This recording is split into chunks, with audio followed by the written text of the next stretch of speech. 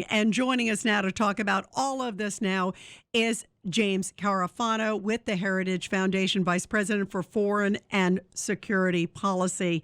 I have to get your take, James, on what is happening right now in Mariupol, because, boy, it just sounds so just horrible.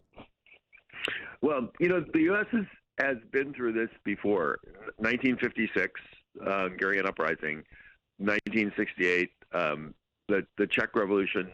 Both were efforts to throw off the control of the Soviet Union, and the U.S. really couldn't do anything because it was on the other side of that curtain. And this is a very similar situation, but. When you ask, I mean, you keep asking the right question, which was, how did we get here in really such a predictable place? And it was, you know, look, I mean, it's not a partisan comment. You know, nothing I say is really, you know, I'm picking on one political party or the other. But we all want America to be a success, and we all want America to be a force for good in the world. You know, it's funny because tonight at our annual meeting, you know, Donald Trump came and speak to us. And to me, the most powerful, important thing he said is when America is strong, the world sleeps safer. And what we've seen in the last 2 years of this presidency, which is what we saw in the 8 years of the Obama presidency, was the lack of recognition of the basic notion when you confront regimes like Iran and Russia and China, and that is weakness doesn't beget friendship. Weakness invites aggression. And when you show a weak face to these countries, they take advantage of that. I mean, this was the lesson that Ronald Reagan taught us when he talked about peace through strength. It wasn't intimidating other people. It wasn't pushing other people around. It was when evil people come at you, what forces them to back strong, you know, it's like when you show the sign of the cross to the vampire. It's the power of strength. And what Biden did from the day he came into office was send the wrong signals to the Russians. And then when it was incredibly clear for over a year that Putin was massing for this war, all we did was we tried to somehow placate and demonstrate weakness. If we had done the things that we do today just a year ago, the Russians would have never attacked because they would have seen that Ukraine is armed and resourced and supported, and Putin would not have risked that. So there isn't, you know, I'm a historian in addition to having a career in the military, and I know you read history books and you want that somehow there's got to be an answer to this. There's got to be a solution that solves all the problems, and the reality of reality is that often it doesn't happen. And just like in 1956 and 1968, when we stood there and we watched terrible things happen, my answer to that is if you didn't want those horrible, bad things to happen, then you should have done something beforehand. And that's the situation that we're facing today. And even today, I think if we had not been so slow in terms of pushing the arms and the support to the Ukrainians that they need, they would have been much better able to try to lift the siege of Mariupol. And now we're playing this racing game, trying to get stuff in there that will allow them to kind of take enough offensive to break the siege of the city. I just don't know how we get that stuff there fast enough now. Yeah, and now we're trying to, but just like you just said, we're so behind the eight ball, James Carafano, and that's the problem. You know, I also want to get your reaction to this comment, too, because you were with President Trump tonight, as you just talked about, and he was always very sort of clear on leadership. And just as you said, it's sort of strength begets, you know, respect when you're dealing with people like a Putin and somebody who wishes to do the world harm. I want to play a comment, James, that President Biden made just a few hours ago. It was really astounding, and get your reaction. Here it is. Our unity at home, our unity with our allies and partners, and our unity with the Ukrainian people is sending an unmistakable message to Putin. He will never succeed in dominating and occupying all of Ukraine. Now, James, a lot of people are taking, and I want to get your thoughts from a military perspective on this, when he says he will never succeed in dominating all of Ukraine. right away, people came out and went, whoa, whoa, whoa, whoa, whoa. The answer should be from the leader of America, would have been, don't touch 1 inch of Ukraine. You will never succeed in having an inch of Ukraine. It's a sovereign country.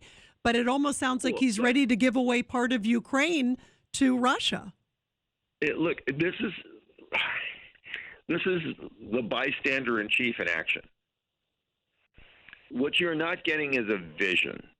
You're not getting a goal. You're not getting a direction. What you're getting is a description of what is going on today. Because Ukraine didn't collapse in a New York minute, which is what the administration expected, which is why they did nothing. Because the Ukrainians fought and held their ground, then the Europeans said, oh, okay, well, we've got to support them. And the U.S. went along with that. And because, Afghanistan was such a disaster, Biden didn't dare do nothing. And, yeah, the vast majority of Americans want to see this as an unjust war and want to support the Ukrainians. So what you heard from the president was a description of what is going on in the world. You didn't hear from the president saying, and this is what we're going to do about it. And this has been the problem with this administration all the time. Their response is always, what is the minimum I can do, the minimum risk I can take? And, Obama had this famous thing of leading from behind. And we're not even leading from behind. Essentially, we're following what everybody is doing. This is a presidency that is dragged along by momentum. It is the opposite of what you saw, for example, in a Reagan presidency or an Eisenhower or a Trump presidency. A vision of going to a powerful place. Because the obsession of this administration, I mean, if you take everything the president's talked about in the last couple of weeks, the talk about climate, and it's still all about climate. It's still all about the domestic things that they want to do. That's his focus. It's not about leading the nation through a crisis. And I think his own words on that are pretty clear and distinct on that. There's the sentence of Ronald Reagan, saying, Mr. Gorbachev, tear down this wall. This vision of going to a place. And instead, what you hear from Biden is something like you would hear from a news anchor saying, well, here's where we are today. We're not going to conquer all of Ukraine. Well, we all know they're not going to conquer all of Ukraine because the Ukrainians are fighting for that. So what is the president adding? What is the leadership that he is bringing to this? No, you're right. He's not leading from the front. And just as you said, when America doesn't lead from the front and doesn't lead and is sort of cowering, as it seems in many ways, to Putin and really leading, not even leading, but just kind of like drifting from behind, I think I use the description, James, that it's sort of like a rudderless leadership. And right now we're seeing what's happening in Mariupol. I mean, where's the leadership now? And in contrast to that, again, I'm not because I'm working in a nonpartisan think tank. I'm not even a Republican. I don't even belong to a political party. But contrast this with the other line that stuck with me from Trump's speech today. He goes, everybody thought I liked Putin, except Putin. Putin feared Trump, and he feared Trump because Trump did things. These guys, they look at what we do, not what we say. The defining moment in Middle East history could have been when Trump took out Soleimani, the lead terrorist in Iran. Yep. He was actually in Iraq organizing attacks against Americans, and for the two presidents before him were constantly warned, you can't go after this guy. That's a red line.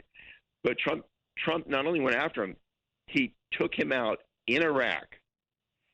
And the Iranian response to that was incredibly predictable. Did they rain fire and hell down on the United States? No. They actually said, this is a man to fear. There's a very similar incident that happened in Syria where some Russian mercenaries attacked a U.S. compound, and the U.S. response to that was the president ordered that they just basically bomb the guys off the face of the earth. And the response from Putin, which I've heard from a number of different diplomatic sources, so I believe it was, well, okay, let's not do that again. Yeah, so, and there's no sense of fear now, and that, I think, that's sadly, exactly right. Right, and that is sad, and it's sad, Obviously it's sad for America, it's sad for the world, and boy, is it sad, for the people in Ukraine and Mariupol right now, because they're going, wait a minute, we thought America would help us. We thought America would lead this pack, and now they have such a different president that's leading the charge. And meanwhile, they're fighting with everything they have, which is just, it's been extraordinary. James, thank you so much. James Carafano, the senior vice president there over at Heritage Foundation, and great military guy, vice president for foreign and security policy at Heritage Foundation. Thank you so much, James.